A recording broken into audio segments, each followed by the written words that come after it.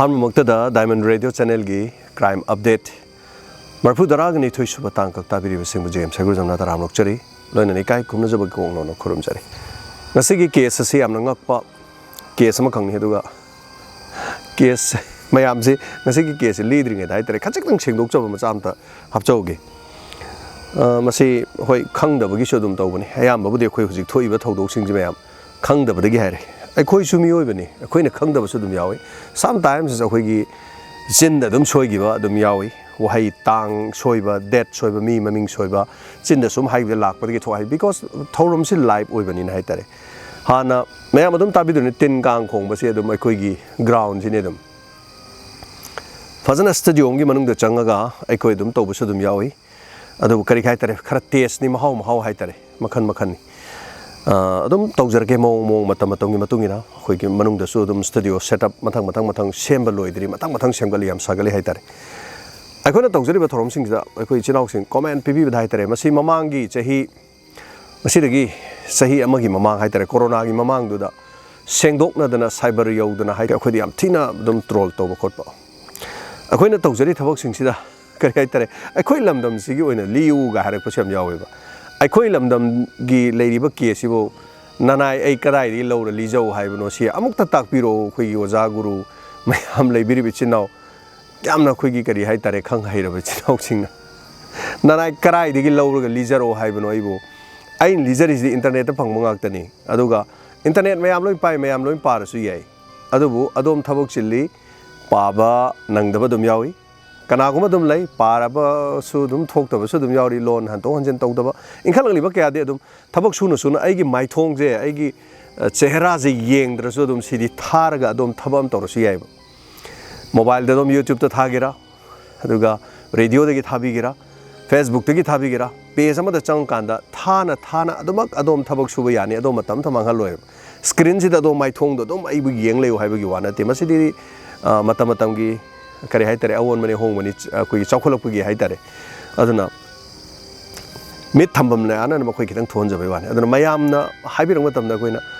मयांगी वारी ली मपानगी वारी ngata tau lei na haiba yawi akhoi si manipur gi wari sing aina liba yade sima han mada khangbiro aduga chinauk sing haibiriba singduna libi gi haragana thibiro aduga adom gi youtube channel ama hangba ji kaisuna te youtube to hang heta libiu kaisu kaidi soire dana adom na liba de soire jel de changbiu adagi mi akai bo wang ngure dana adum jel da dum changbiu kaisu kaiba leite adu nanai ding amja heroi madui thabok to aduna अखोइना case अमा हाइतारे सो मणिपुर की सेफोंग फोंगिबो खोलिबदो अखोइ पार लिरुबा याबा नतेबा याम लुग्रबा हाइतारे मधु तौदे अखोइ तौदेना हारदि डिफ्लेमेशन suit इज्जत की दाबी तौरदि करी हाइनी अदुगुमदो यामना Louis अदुगा असमना हाइबदो अखोइ बेबिसनाइ वारी लिरो हाइ बेबिसनाइ दु खबर दियाव खबर दुम पारी हेक मणिपुर थोइबा इज्जत मांगहलंबा तारंबा दगी हेक लैबसिंगसे अखोइगी न्यूज़ अपडेट हाइदन लैजे मसी थौरमसे दुम ताबियु अदुम ताबियु हाइतारे सो मसीनी अहान बदाई सेंगदोक चनिंग बजे अखोइन वारी लिजबसे सिनाउसिंग हे नुवाइतबा दुम यावी अदु हौजु फाउगी मी लिसिंग हुमफु फाउबनदी क्राइम अपडेट सि फजना सौगत पिरे सो लिसिंग हुमफु मियाम पुनमक्तो अदुना सौगत पिदना तौबसिना मदुदगी रेवेन्यू मचा खरा लाक्सन डायमंड अखोइ सखतचब ngamjari मियाम गिदो कथोकप ngamjari मिगी मतेंग पांगबो ओइरो अदुगा तै खoi sak यामना चौथोकचना मियामना मतेंग पांगबिबदगी ngasi माइ पाकना चचरी सो मसी पुनमक्से मियाम गिनी अदुना भाप ताबिदबसिंग मियाम पुनमंगना कोइना तौजरिसि इरमदम सिगी वारी लेनिंगदबगी नते इरमदम सिगी वेबसाइट त फोंगबा लेते अदुगा चार्जशीट पुलिस की कॉपी अखोइदा लेजदे अदु आई इसामने युमदा चलगा कैदोबै सिरिनो कैदोबै हालिनो हारगा आई माइक्रोफोन पारे चटपा यादे मदुगी अयाबदो एंगोंदा पिजदे अदुगा तोंगा टीवी चैनल सिंग लेरी मखोइना तौबै याय आईदी रेडियो नि अखोइगी रेडियो नि तौजरिसे अदुना मसिगी डूस एंड डोंट हाइबा खरसु लेजै अदुबु तंबंगमदे मतम खरा लेरकांदा कनाना खंगनी अखोइनासु मथंग चौखलादी अखोइगिसु ओइबा टीवी चैनल अमा ओइना अदुम लाखपुसु कनाना खंबा दुई मतमदुददी तोंगानबा रेडियो सिगी राइट नतबदा टीवी चैनल अमगी राइट तो अखोइदा लेराबा लाबा मतमदुदा हाइतारे सो डायमंड की टीवी डायमंड की रेडियो डायमंड की तोंगानबा करी हाइतारे प्लेटफॉर्म डायमंड की फाइनेंस डायमंड की अदु अदा कनाना खंगनी लाखपुसु लाक्तबसु ये सो टेंशन जगे ngasi case ta laksage case से खोई aina mamangda late night story crime reports masida so aina panjakrabani arushi gi mihat haidana arushi gi mihat se 2008 ta thokibani मसिगा यामना हाइफेट मानब केस अमखंग ngasi केस अदुगा थोकिबा थौदोक मफम USA दा थोकपा थौदोकनि हारिबा थौदोकसे ROC की मिहाची सौरांगना खिजक्तंग निंगसिंगजरके रिमाइंड तौजरके मराम ताबीदबसिंगना अदुम crime reports late night story दा ROC की डायमंड रेडियो हारगा नम्मगे हेक्टर नम्बियु अदुम सजेस्ट तौबिरकनी हाइतारे सो ngasi की से ROC की से हाइफेट अइना तमजरम कांदा खितंग मानबदुनी ROC की सिसु मी मरी हाइबदि ROC मसामक यावना महाकने महाकी ममाने महाकी मपाने डॉक्टर तलवार हाइतारे ममा मपा अनिमक मोय डॉक्टर नि अदुगा इमुंगदुदा नेपाली अमले नेपाली को मखोई मरी लेबनी अदुगा बर्थडे की कैमेरा गिफ्ट अमसु लेरकपा कैमेरा गिफ्ट अमा मपाना लेर मचा नुपी दे पीरगा से गाना गिफ्ट कपी हराउदना का दुदा बागी फमुंग बेट फमगा अरुसिना लेहोबा ममा मपाना माइ थोंदु ककना ngaselamaga मखोईगी लैपटॉप तुदा मखोई जुंग हाक्तंग करी करी येंगा ममा मपा सु तुंगखिबा मदुगी मतुंगदा इमुंगदुदा थबक तौबा नेपाली नुपादो मासे माना अतोपा का अमदा तुम्बा अदुबु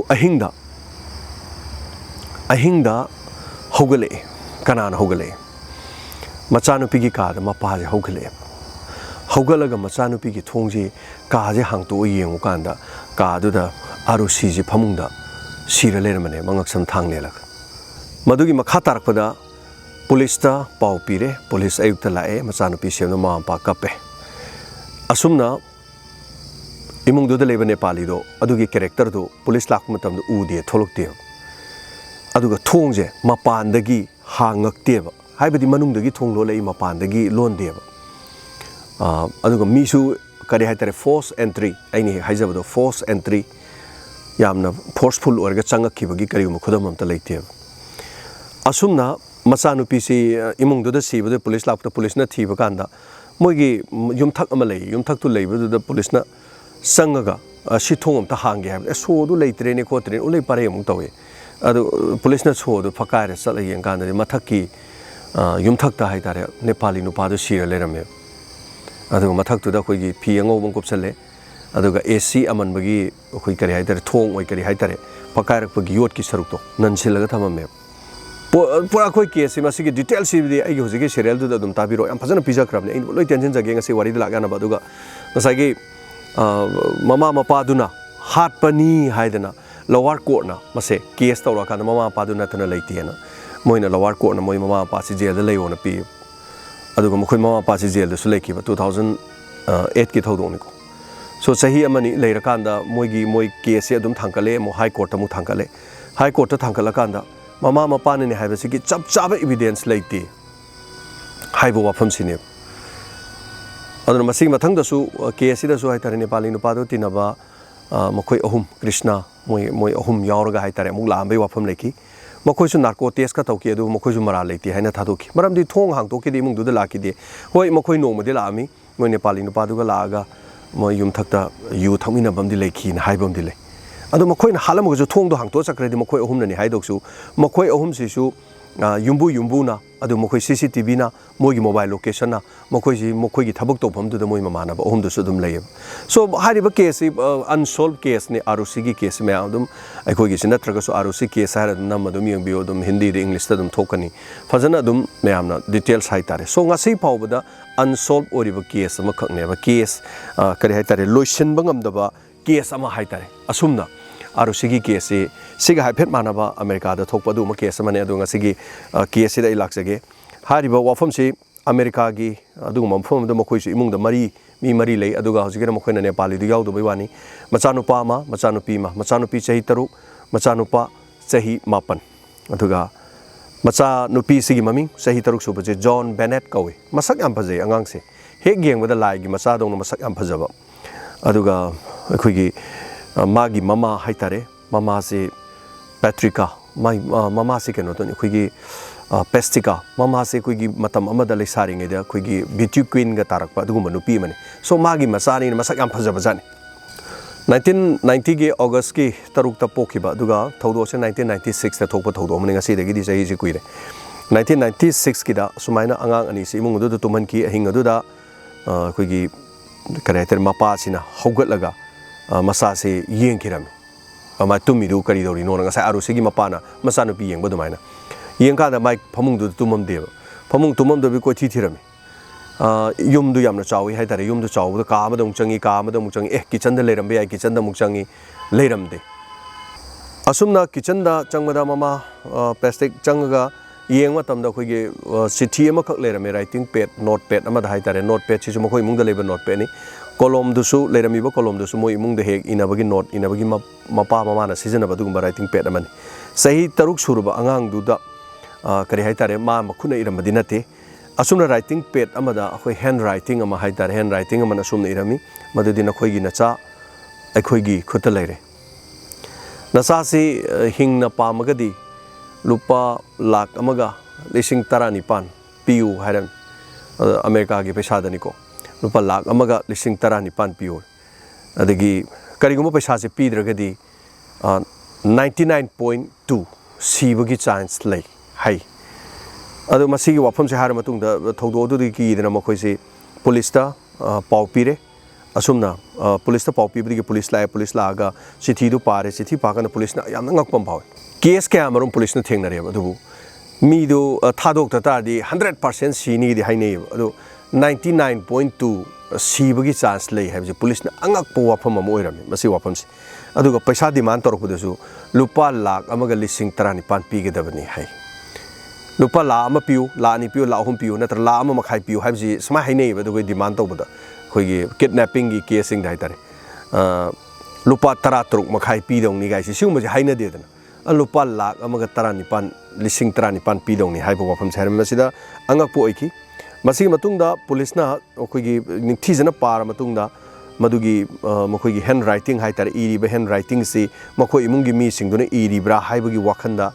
ꯃꯗꯨꯒꯤ ꯑꯦꯛꯁꯄꯔꯠꯁꯤꯡꯗ ꯇꯦꯁ ꯇꯧꯅꯔꯤ ꯏꯃꯨꯡ ꯃꯅꯨꯡꯒꯤ ꯂꯩꯔꯤꯕ ꯃꯤ ꯄꯨꯝꯅꯃꯛꯀꯤ ꯍꯦꯛ ꯏꯕ ꯍꯩꯕꯈꯩ ꯍꯥꯏꯇꯥꯔꯦ ꯃꯣꯏ 3 ꯂꯩꯕꯗꯨ ꯂꯣꯏ ꯏꯔꯒ ꯍꯦꯟ ꯔꯥꯏꯇꯤꯡ ꯑꯦꯛꯁꯄꯔꯠꯇ ꯌꯦꯡꯍꯟꯅꯅꯕ ꯇꯧꯈꯤ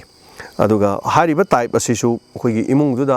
ꯊꯣꯡꯁꯤ ꯃꯄꯥꯟꯗꯒꯤ ꯍꯥꯏꯇꯥꯔꯦ ꯃꯅꯨꯡꯗ ꯆꯪꯉꯛꯄꯗ ꯐꯣꯔꯁ ꯑꯦꯟꯇ꯭री ꯂꯩꯔꯝꯗꯦ ꯊꯣꯡꯁꯤ ꯃꯅꯨꯡꯗ ꯑꯗꯨꯝ ꯂꯣꯜꯂꯤ ꯍꯥꯏꯕꯁꯤꯅꯤ ꯊꯣꯡꯁꯨ ꯍꯥꯡꯇꯣꯛꯑ ꯂꯩꯔꯝꯗꯦ ꯃꯃꯥ ꯃꯄꯥꯅ ꯑꯩꯈꯣꯏ ꯊꯣꯡꯁꯤ ꯍꯥꯡꯇꯣꯛꯑꯝꯃꯤ ꯍꯥꯏꯕꯗꯨ ꯍꯥꯏꯗꯦꯕ ꯊꯣꯡꯁꯤ ꯂꯣꯜꯂꯝꯃꯤ ꯑꯥꯔꯨꯁꯤꯒꯤꯗꯁꯨ ꯃꯃꯥ ꯃꯄꯥꯅ ꯍꯥꯏꯁꯦ ꯊꯣꯡꯁꯤ ꯀꯔꯤ ꯍꯥꯏꯇꯥꯔꯦ ꯃꯤꯅ ꯍꯥꯠꯄ ꯃꯥꯟꯅꯕ ꯑꯣꯏꯇꯥꯔꯒꯗꯤ ꯃꯃꯥ ꯃꯄꯥꯅ ꯍꯥꯏꯖꯟꯕ ꯑꯣꯏꯔꯒꯁꯨ ꯊꯣꯡꯁꯦ ꯀꯩꯅꯣ ꯇꯧꯔꯝꯃꯤ ꯍꯥꯡꯉꯒ ꯂꯩꯔꯝꯃꯤ ꯀꯥꯏꯅ ꯍꯥꯏꯔꯁꯨ ꯌꯥꯏꯑꯕ ꯃꯣꯏꯁꯨ ꯍꯥꯏꯗꯦꯕ ꯑꯥꯔꯨꯁꯤꯒꯤꯗꯁꯨ ꯃꯃꯥ ꯃꯄꯥꯅ ꯊꯣꯡꯁꯦ ꯑꯗꯨꯝ ꯃꯅꯨꯡꯗ ꯑꯗꯨꯝ ꯂꯣꯜꯂꯦ ꯍꯥꯏꯕ ꯃꯅꯨꯡꯗ ꯂꯣꯜꯂꯗꯤ ꯃꯅꯨꯡꯗ ꯃꯤ ꯑꯗꯨꯝ ꯁꯤꯕꯅꯤ ꯃꯅꯨꯡꯗ ꯂꯩꯕꯗꯨꯅ ꯍꯥꯠꯄ ꯇꯥꯕꯅꯤ ꯍꯥꯏꯕꯁꯤꯅꯤ ꯆꯞ ꯃꯥꯟꯅꯕ ꯃꯑꯣꯡꯁꯤꯗ ꯏꯃꯨꯡꯗꯨꯗ ꯂꯩꯔꯤꯕ ꯃꯃꯥ ꯃꯄꯥ ꯑꯃꯗꯤ ꯃꯕꯨꯡꯗꯨꯗꯤ ꯆꯍꯤ 9 ꯈꯛꯇꯅꯤ ꯑꯗꯨ ꯃꯕꯨꯡꯗꯨꯒ ꯃꯁꯤꯅ ꯃꯈꯣꯏꯅ ꯀꯤꯗꯅꯦꯞ ꯇꯧꯔꯤꯖꯥꯠꯂꯥ ꯀꯩꯗꯧꯔꯤꯖꯥꯠꯅꯣꯅ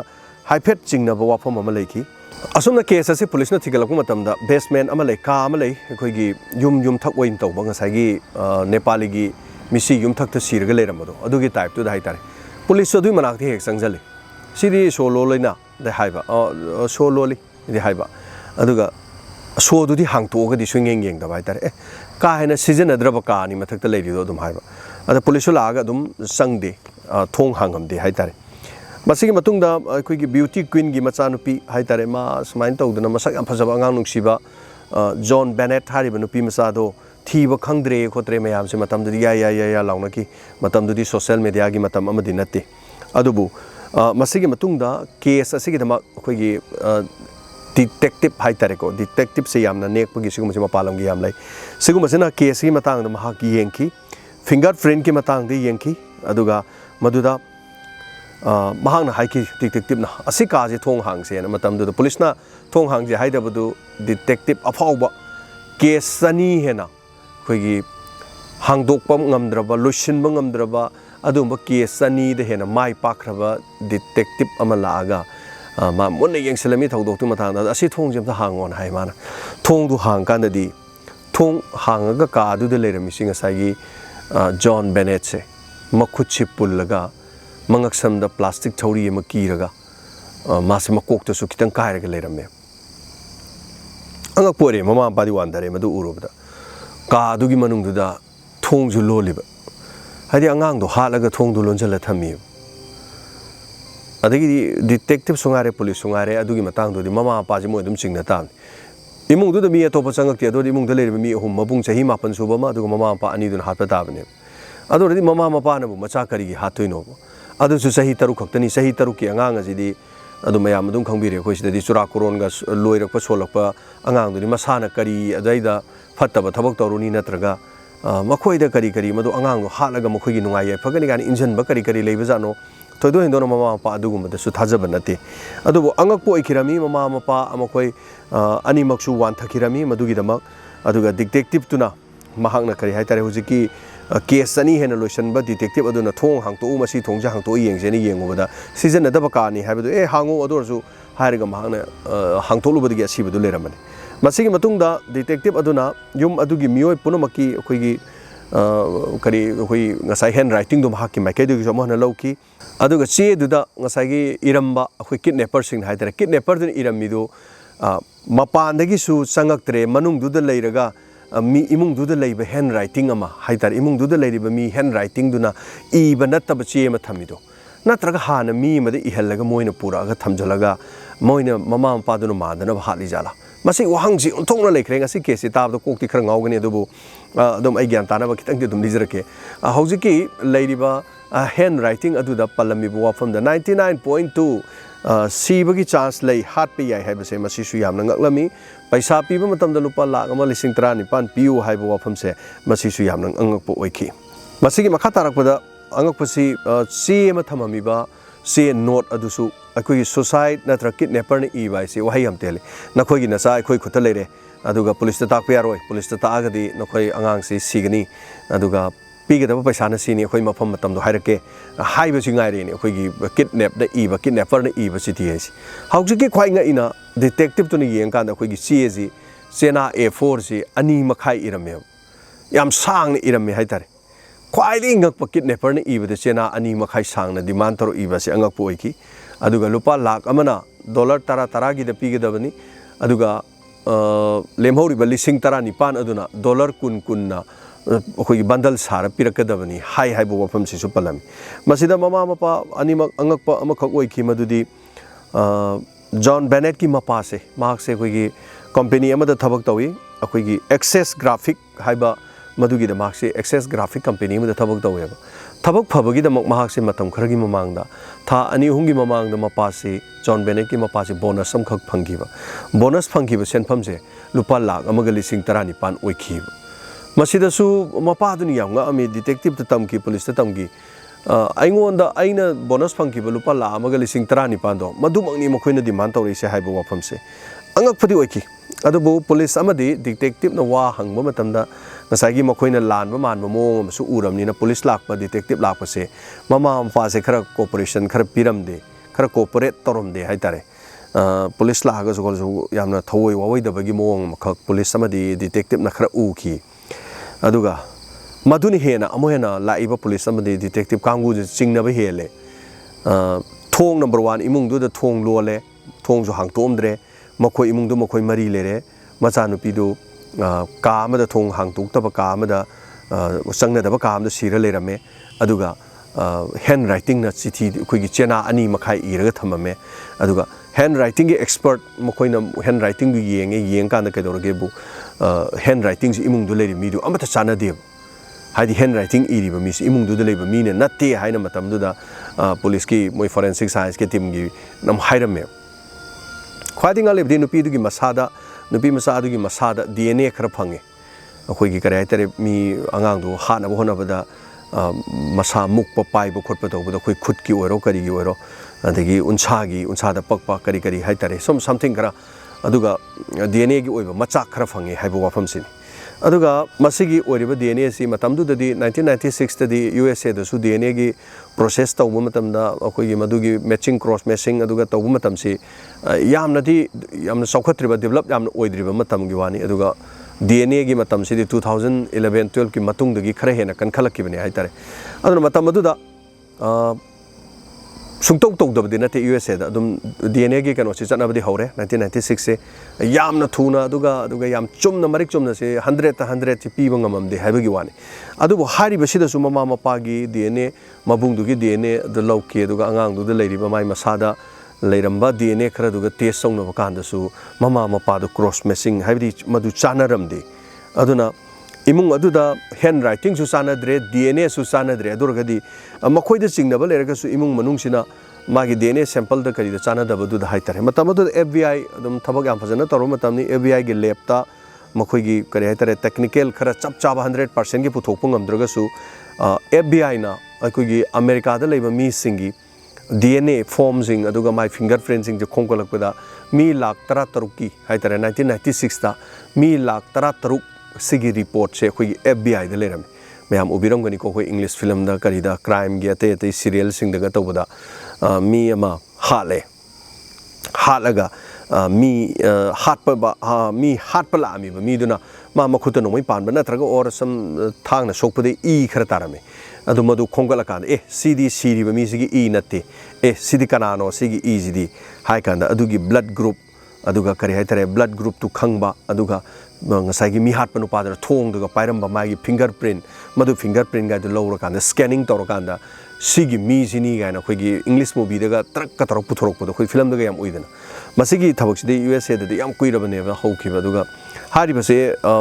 FBI da mi lakh 13 ki DNA gi report chele ramme मी खुदिमक की DNS Laur DNS the report अखोई गिसु मतम अमदा सोइदना आधार की दुमाइना बुदि लाखिनी मी खुदिमक की DNA सैंपल की कलेक्शन मा लाखिनी व क्राइम की सिगुम द चेना मतमदा करिगुम ई मरिक अम फंगेन खलो अदुरगदि सिदा तारिबे ई सिदि नहाकिनी गाने हेता फाबा लाखदो जाने अंगक मतम नेबा सिगी फिंगरप्रिंट सिदि नंगिनी गाने हाइरदोइनी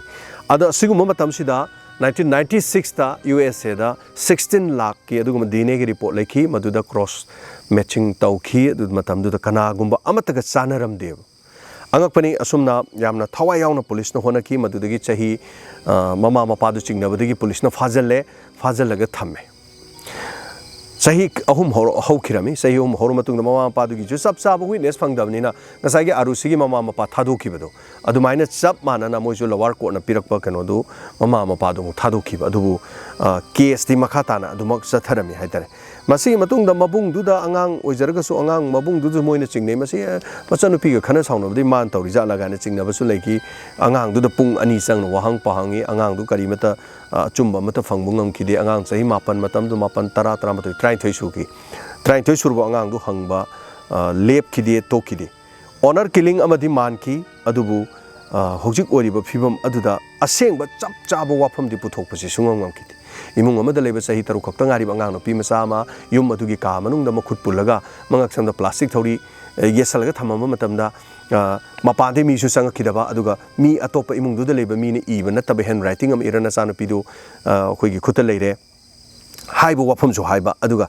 machanu pi na ka am da leramba adum wakhan si da khan biu kana na oiram ga da ge sing biu aduga masigi makha amu tajar pa investigation si makha tan adu mak sathaki sathaba da asumna arusigi mama mapa da oiki ba phibam duga sem madu oiki matam adu da मुखोगी इमुंग मनुंगी वारी साना मतमदा police ने investigation सही home लेरा मखा मुसा थजबदा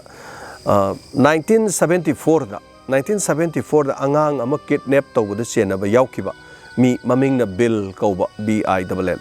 bill कौबा me अमखक मखोगी इमुंग दुदा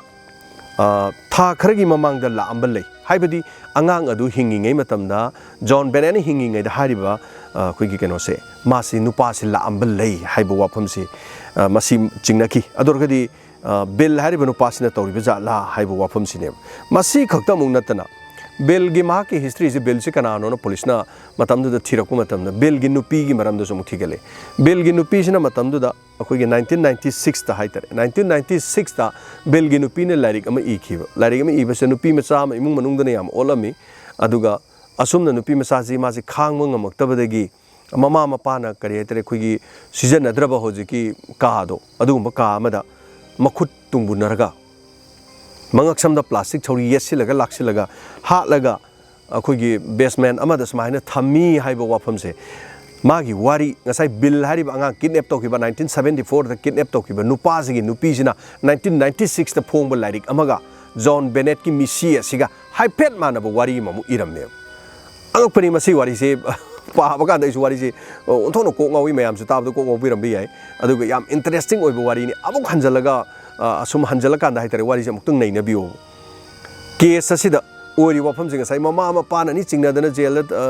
leirure chai hom adur su moi na te na muk thadore witness sab chaba phangde maram di DNA sample du moi ga su chana de handwriting su chana de mama mapa na ni matau karam na haidori ador ga di DNA ama khakti sample ama khakti leiri adu di kanano haiba du di soidina leiram gani sine asumna bill hari ba mi se amuk chingnare ma se um police na phare magi DNA test tawre DNA test tawu matamda karim to oidre haiba di achumba karim to phangdre madai handwriting amuk lawre handwriting duga sonda kidnap na irami ba kidnapper na irami ba handwriting duga chana bre yeng kan da kari gumba amatta leitre masigi matungda Gary Oleba kauba nupi ama mo fai police na Gary Oleba ma ji check to da police na phabani kari gino pharisina magi back to hangto yem kan da John Bennett angang nupi msa sahi taruk soba masak amnuk si bangang se masigi angang segi magi keno si photo ji mai back te yoromba kari gino yauri se na madugi wahang pahong bagi hai tare duga nupi sidi madi karamba nupi no na hai kan da style gi khoi gi pornography style gi angang gi sexual kai video su mata to chena bagi jail da changlu ba nupi ju oilerame adubu mahak wahang pahong e mai handwriting ihelle magi DNA test tawre adu angang nupi masa du da phangki ba DNA hana gi report tu ga cross matching chana brana yengki adubu karigumba amata sanaramde masigi matungda amuk 1996 ta aikoigi George Markle maming sing se amba haibi am nuaite George Markle hariba miyo sina mahangna 1996 ta thokiba thaudoksi 1997 da mahangna 1996 ta aina nupi masa John Bennett ko nupi masa aina hatli aduga ka amada sumaina thami aina hatpani haidana koi journalist amada mana chithi mail tharkiba lekhiba matamduda aduga ngasai journalist na as thomo orangani na masagi publicity henkana ba mina masakhangna ba na tawri ne na khallaga tumina leisilame adubu tharakhiba mail adu matau karam no khangde leak oirakhiram masina police yauki miyam yauki adu di mi hatpa le di pharona mana sumaina to borgadi pharo haiba wafam du hairakhiram asumna nupa si mazi mu koithi thirak matam dadi masi load khre nupa ji aduga Thailand da sat khre haujiki nupa se George Markle harib nupa ji mu load khre aduga hantak 2018 da mahak si Thailand da ngasi dagi chahi khre mamang da hai tare 2018 da mahak se style pornography ga mari leina ba angang gi video na tai sada ba video nambagi adugi mari leina ba gi da mu fakhi George Markle mahang masana hatpani haiba wafam ama masana haizaraba matungda matamadu da USA gi police na koithi thiba matamda ma Thailand da load kibanina chahi 2018 da phare haiba du da Thailand da load ga leikre aduga Thailand da ma child pornography gi phare haiba du da gi USA gi makhoi gi police na haitar government na Thailand haizarami amadi hariba mi edo khoisida case am chena bani haidana ma se America da puraki America da pura matungda mongo da hange sumai to angang John Bennett chikana na hat pano yam kuira matu 1996 ki wari du 2018 da hangi niko mani aina hat pani an haiba adu ai thandana hat panati mi ani sui angang do hat pamatam da so ma mathandana hat panati mi di ani sui banina madu ai amadi maming haira roi mas muktana da maina mung lerami matam madu da hari badu da police na yamna kupna yengsin bakanda angang dugi masada phangi basi DNA si makhal ani shui haiba semo matamdu da mu kupna haitare matamdi 2018 da di angang dugi masada phangkiba ngasagi sample do amona yengbo matamda sumina sidi DNA ani phangina na matam na hawai matamda DNA gi process to matamda koi technical yamna chawkhatring gi haitare haujina chawkhalabani na sumine mana hairi se masida DNA ani di phangine na adu mama mapa du gi DNA ga di amuk chana de asumna khwaidigi lubunu di nupa phariba nupa do George Markle hariba nupa mazu test taweba maga su DNA chana de aduga handwriting du sumongo do test taweba adu sumongo do chana de asumna hek pharak pa chingna ba mi sing se handwriting DNA test tawa adu mara lei haibagi makhoi chapcha baje amata utpungam da banina mama mapa du su chingnei utpungam dre phare ba mi sing su aina hatpani haiba su yaure adu masana publicity henabagi tawrira adu mi mano aina hale haidunu kari maramgino makhoi mungdoma lambasu leite aduga mana kari gi damukta George Markle na hale haribano aduga DNA do ani sui na mana muk haibadana muk police na test to matam da DNA ani suramidunu muk kamai tawrino si wari is sanai na ba aduga sungloi luisin mangamdana USA da hojik leriba unsolved case amakang like ꯑꯩꯈꯣꯏꯒꯤ ꯑꯥꯔꯨꯁꯤ ꯍꯥꯏꯇꯥꯔꯦ ꯏꯟꯗꯤꯌꯥꯒꯤ ꯊꯣꯛꯈꯤꯕ ꯑꯥꯔꯨꯁꯤꯒꯤ ꯊꯣꯛꯈꯤꯕ doctor ꯇꯜꯋꯥꯔꯒꯤ ꯃꯆꯥꯅꯨꯄꯤꯒꯤ case ꯉꯁꯤ ꯐꯥꯎꯕ ꯂꯣꯏꯕ ꯉꯝꯗ꯭ꯔꯤꯁꯤ case ꯀꯌꯥ ꯃꯔꯨꯝ ꯂꯩ ꯑꯟꯁꯣꯜꯕ ꯑꯣꯏꯕ ꯁꯣ ꯀꯦꯁꯁꯦ ꯑꯌꯥꯝꯕ ꯑꯩꯅ ꯂꯤꯖꯔꯤꯁꯤ ꯂꯣꯏꯁꯤꯟꯈꯤꯕ ꯉꯥꯛꯇꯅꯦ ꯑꯌꯥꯝꯕ ꯂꯤꯕꯁꯤ ꯑꯗꯨꯕꯨ ꯉꯁꯤꯗꯤ ꯑꯥꯔꯨꯁꯤꯒꯤ ꯏꯟꯗꯤꯌꯥꯗ ꯊꯣꯛꯈꯤꯕ ꯑꯗꯨꯒꯨꯝꯕ ꯊꯧꯗꯣꯛ ꯑꯃꯒ ꯃꯥꯟꯅꯔꯀꯥꯟꯗ ꯍꯥꯏꯔꯤꯕꯁꯤꯒꯤ ꯍꯥꯏꯐꯦꯠ ꯃꯥꯟꯅꯕ USA ꯗꯁꯨ ꯊꯣꯛꯈꯤꯕ ꯊꯧꯗꯣꯛ ꯃꯤꯌꯥꯝꯗ ꯇꯝꯖꯅꯤꯡꯕꯒꯤ ꯍꯥꯏꯇꯥꯔꯦ ꯑꯗꯨꯅ ꯍꯧꯖꯤꯛꯁꯨ ꯂꯣꯏꯁꯤꯟꯗꯦ ꯑꯗꯨꯒ ꯅꯨꯡꯁꯤꯔꯕ ꯑꯉꯥꯡꯁꯤꯒꯤ ꯃꯁꯛꯁꯤ ꯃꯌꯥꯝ ꯌꯦꯡꯕꯤꯌꯨ ꯑꯩ ꯑꯃꯨꯛꯇꯪꯗꯤ ꯂꯣꯏꯁꯤꯜꯂꯛꯄ ꯁ꯭ꯋꯥꯏꯁꯤꯗ ꯑꯉꯥꯡꯁꯤ ꯃꯁꯛꯁꯤ ꯑꯃꯨꯛꯇꯪ ꯎꯖꯒꯦ ꯅꯨꯡꯁꯤꯕ꯭ꯔꯥ ꯃꯁꯛꯁꯤ ꯌꯦꯡꯕꯤꯌꯨ ꯑꯗꯨꯒ ꯃꯁꯤꯅꯤ ꯑꯗꯨꯒ ꯀꯔꯤ ꯐꯥꯎꯕꯤ ꯉꯁꯤꯒꯤ ꯇꯥꯡꯀꯛ ꯑꯁꯤꯗ ꯀꯔꯤ ꯈꯟꯕꯤ ꯑꯗꯣꯝ ꯇꯥꯕꯤꯔꯒ ꯑꯁꯤꯒꯨꯝꯕ ꯀꯦꯁ ꯀꯌꯥ ꯃꯔꯨꯝꯁꯤ ꯃꯥꯂꯦꯝꯁꯤꯗ ꯂꯣꯏꯁꯤꯟꯗꯕ ꯀꯌꯥ ꯃꯔꯨꯝ ꯂꯩꯔꯤꯕ ꯉꯁꯤꯐꯥꯎ ꯍꯤꯠ ꯑꯦꯟ ꯔꯟ ꯒꯥꯔꯤꯅ ꯊꯣꯝꯃꯝꯃꯒ ꯆꯠꯈꯤꯕ ꯑꯗꯒꯤ ꯑꯩꯈꯣꯏ ꯁꯤꯗꯁꯨ ꯂꯧꯕꯨꯛꯇ ꯇꯥꯔꯒ ꯁꯤꯔꯝꯃꯦ ꯑꯗꯨ ꯇꯧꯔꯝꯃꯦ ꯃꯀꯣꯛ ꯀꯥꯏꯔꯝꯃꯦ ꯈꯣꯠꯂꯝꯃꯦ ꯁꯨꯃꯥꯏꯅ ꯇꯧꯕ ꯃꯌꯥꯝ ꯂꯩꯔꯤꯕꯅꯦ ꯑꯗꯨꯅ ꯉꯁꯥꯏꯒꯤ ꯖꯣꯟ ꯕꯦꯅꯦꯠꯀꯤ ꯃꯥꯒꯤ ꯄꯣꯁꯃꯣꯔꯇꯦꯝ ꯔꯤꯄꯣꯔꯠꯇꯨꯁꯨ ꯃꯀꯣꯛꯇ ꯑꯔꯨꯝꯕ ꯄꯣꯠ ꯑꯃꯅ ꯊꯥꯏ ꯑꯗꯨꯒ ꯃꯈꯧꯔꯤ ꯃꯦꯠꯂꯤ ꯍꯥꯏꯕ ꯋꯥꯐꯝꯁꯤꯅꯤ ꯑꯗꯨꯒ ꯀꯣꯟꯅ ꯐꯥꯔꯤꯕ ꯖꯣꯔꯖ ꯃꯥꯔꯀꯜꯅꯁꯨ ꯑꯩꯅ ꯇꯣꯔꯆꯅ ꯃꯀꯣꯛꯇ ꯊꯣꯝꯕꯅꯤ ꯑꯗꯨꯒ ꯑꯩꯅ ꯊꯧꯔꯤꯅ ꯂꯥꯛꯁꯜ ꯍꯥꯠꯄꯅꯤ ꯍꯥꯏꯕꯁꯨ ꯃꯁꯥꯅꯁꯨ ꯍꯥꯏꯖꯩꯌꯦꯕ ꯑꯗꯨ ꯗꯟꯗꯤ ꯄꯤꯕꯗꯤ ꯉꯝꯗꯦ ꯃꯔꯝꯗꯤ ꯉꯁꯥꯏ ꯍꯦꯟ ꯔꯥꯏꯇꯤꯡ ꯑꯃ ꯌꯥꯎꯔꯤꯕ ꯅꯆꯥꯅꯨꯄꯤ ꯑꯩꯈꯣꯏ ꯈꯨꯠꯇ ꯂꯩꯔꯦꯅ ꯆꯦ ꯂꯃꯥꯏ 2.5 ꯏꯔꯝꯃꯤꯕ ꯂꯃꯥꯏ 2.5 ꯏꯔꯤꯕ ꯆꯦꯗꯨꯗ ꯄꯩꯁꯥ ꯃꯁꯤꯡꯁꯨ ꯍꯥꯏꯔꯤꯕ ꯁꯣ ꯑꯉꯛꯄꯅꯤ ꯃꯁꯤꯒꯤ ꯄꯨꯂꯤꯁꯅ ꯀ꯭ꯋꯥꯏꯊꯤ ꯊꯤꯕꯗ ꯃꯃꯤꯡ ꯆꯠꯈ꯭ꯔꯕ ꯁꯨꯄꯔ ꯄꯥꯋꯔꯅꯦꯅ ꯂꯩꯔꯤꯕ USA ꯅꯁꯨ ꯀꯦꯁ ꯑꯁꯤ ꯉꯁꯤ ꯐꯥꯎꯕ ꯂꯣꯏꯁꯤꯟꯕ ꯉꯝꯗꯦ ꯁꯣ ꯉꯁꯤꯒꯤꯗꯃꯛꯇꯗꯤ ꯃꯇꯥꯡ ꯑꯁꯤꯗ ꯉꯁꯤꯒꯤ ꯀ꯭ꯔꯥꯏꯝ ꯑꯞꯗꯦꯠ ꯂꯣꯏꯁꯤꯟꯖꯕ ꯌꯥꯕꯗ ꯂꯧꯖꯔꯤ ꯁꯣ ꯃꯌꯥꯝ ꯆꯦꯛꯁꯤꯟꯅ ꯂꯩꯕꯤꯌꯨ ꯇꯦꯛꯇ ꯀꯥꯏꯗꯅ ꯂꯩꯕꯤꯌꯨ ꯍꯧꯖꯤꯛ ꯗꯦꯡꯒꯤ ꯍꯥꯏꯅꯔꯤꯕ ꯃꯌꯥꯝꯅ ꯍꯥꯏꯇꯥꯔꯦ ꯁꯣ ꯃꯁꯤꯒꯤ ꯀꯥꯡꯅ ꯆꯤꯛꯄꯒꯤ ꯂꯥꯏꯅꯥ ꯑꯁꯤꯗ ꯃꯤ ꯀꯦꯁ 36ꯒꯤ ꯃꯊꯛꯇ ꯂꯥꯛꯈ꯭ꯔꯦ ꯑꯗꯣ ꯁꯤꯁꯨ ꯑꯔꯨꯕ ꯑꯃꯅꯤ ꯏꯒ ꯄꯪꯆꯥꯗ ꯆꯥꯕ ꯏ ꯀꯥꯞꯄꯤꯉꯩ ꯂꯣꯏꯕ ꯅꯥꯏꯗꯕ ꯁꯤ ꯅꯥꯔꯀꯥꯟꯗ ꯑꯗꯨꯝ ꯑꯩꯈꯣꯏꯒꯤ ꯀꯔꯤ ꯍꯥꯏꯇꯥꯔꯦ ꯀꯣꯃꯥꯗ ꯑꯗꯨꯝ ꯂꯩꯕ ꯑꯗꯨꯒ ꯌꯥꯝꯅ ꯑꯉꯛꯄꯅꯤ ꯂꯩꯍꯧ ꯃꯈꯟ ꯃꯈꯟ ꯇꯧꯕ ꯍꯥꯏꯇꯥꯔꯦ ꯑꯗꯨꯒ ꯂꯥꯏꯅꯥ ꯑꯁꯤꯗꯒꯤ ꯉꯥꯛꯊꯣꯛꯅꯅꯕ ꯑꯩꯈꯣꯏ ꯍꯣꯠꯅꯃꯤꯟꯅꯁꯤ ꯆꯦꯛꯁꯤꯟꯃꯤꯟꯅꯁꯤ ꯀꯥꯡ ꯆꯤꯛꯇꯅꯕ ꯑꯀꯣꯏꯕꯗ ꯂꯩꯕ ꯑꯃꯣꯠ ꯑꯀꯥꯏꯁꯤꯡ ꯀꯥꯡꯅ ꯇꯨꯡꯉꯒ ꯂꯩꯒꯗꯕꯁꯤꯡ ꯁꯦꯡꯗꯣꯛꯃꯤꯟꯅꯔꯒ ꯑꯗꯨꯒ ꯒꯨꯗ ꯅꯥꯏꯠ ꯑꯇꯩ ꯑꯇꯩ ꯀꯔꯤ ꯍꯥꯏꯇꯥꯔꯦ ꯃꯣꯁꯀꯤꯇꯣ ꯀꯣꯏꯜꯁꯤꯡ ꯑꯇꯩ ꯑꯇꯩꯁꯤꯡ ꯃꯣꯂꯣꯝꯒ ꯂꯩꯕꯗꯨ ꯈꯔ ꯇꯩꯕ ꯌꯥꯕ ꯈꯣꯠꯄ ꯈꯔ ꯍꯦꯟꯅ ꯆꯦꯛꯁꯤꯟꯕꯤꯌꯨ ꯍꯦꯟꯅ ꯆꯦꯛꯁꯤꯟꯅ ꯂꯩꯃꯤꯟꯅꯁꯤ ꯉꯁꯤꯒꯤꯗꯃꯛꯇꯗꯤ ꯃꯇꯥꯡ ꯑꯁꯤꯗ ꯊꯧꯔꯝ ꯑꯁꯤ ꯂꯣꯏꯁꯤꯟꯖꯕꯒꯤ ꯑꯌꯥꯕꯗꯨ ꯖꯦꯝꯁ ꯍꯥꯏꯒ꯭ꯔꯨꯖꯝꯅ ꯂꯧꯖꯔꯤ ꯄꯨꯝꯅꯃꯛꯄꯨ ꯏꯀꯣꯛꯅꯣꯅ ꯈꯨꯔꯨꯝꯖꯔꯤ